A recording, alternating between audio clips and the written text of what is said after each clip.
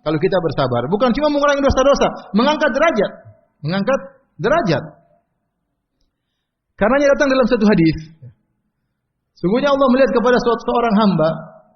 Allah ingin mengangkat derajatnya. Allah sudah takdirkan dia di surga yang tinggi. Tapi ternyata dilihat pada amalannya tidak mencukupi untuk mengangkat derajatnya. Maka Allah kasih dia musibah. Allah kasih dia musibah.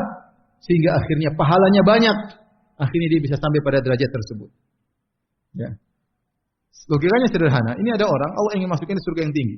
Tetapi dilihat salat malamnya pas-pasan. Kadang bangun, kadang nggak bangun. Lihat sedekahnya masih pelit-pelit. Terkadang dermawan, terkadang apa? Lebih banyak pelitnya.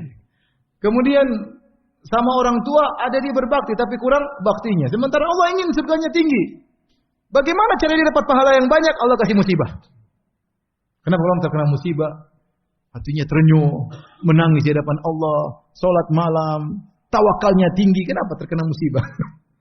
Sehingga dari musibah tersebut banyak amal soleh yang bisa dia kerjakan. Ini amal soleh yang dia kerjakan ini mengangkat derajatnya mencapai surga yang tinggi. Mencapai surga yang tinggi.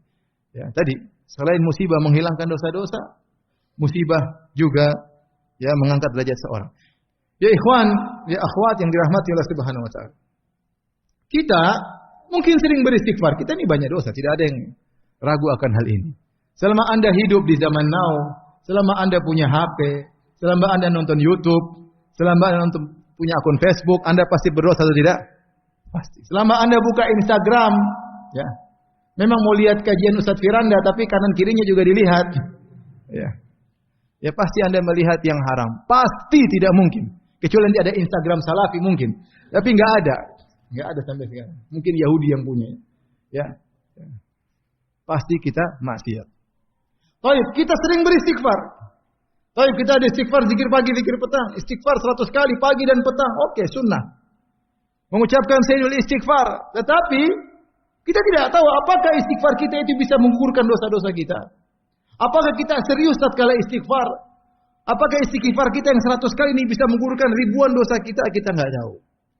Yang jelas bisa jadi ada dosa-dosa yang kita tidak istighfar darinya karena kita anggap sepele. Saking seringnya kita melakukan, kita merasa itu bukan dosa dan kita tidak istighfar dari hal tersebut.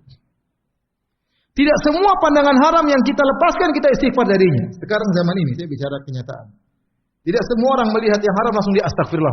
Belum tentu. Ente sekarang nonton berita, itu yang baca berita buka jilbab atau tidak? Apakah ente waktu nonton astagfirullah, astagfirullah astagfirullah umi, ada apa? Astagfirullah, astagfirullah. Mana ente begitu? Enggak ada ente istighfar begitu. Iya tak? Benar atau tidak? Saya aja enggak begitu. Kenapa? Sudah lalai kita. Sudah hal suatu yang biasa. Ya kadang saya astagfirullah tunduk pandangan, terkadang beritanya menarik saya nonton. Sehingga banyak dosa-dosa yang kita anggap biasa tidak kita istighfar darinya. Yang kita istighfar darinya saja belum tentu diampuni. Apalagi dosa-dosa yang kita tidak istighfar darinya. Betapa banyak gibah tidak kita istighfar. Saking biasanya. Suatu hal yang biasa. Kita ketemu orang gibah sana, gibah sini. Merendahkan sana, merendahkan sini. Suatu hal yang biasa. Dan kita tidak berpikir untuk beristighfar darinya. Padahal dia dosa besar. Maka Allah Subhanahu wa ta'ala tatkala ingin menghapuskan dosa-dosa kita yang mungkin kita beristighfar darinya tidak diampuni atau kita tidak beristighfar darinya saking lalainya, Allah berikan apa? Musibah. Maka dengan musibah tersebut dosa-dosa kita gugur. Syaratnya apa? Syaratnya Anda harus bersabar. Harus bersabar. Taib. Yang perlu kita renungkan pula tatkala kita terkena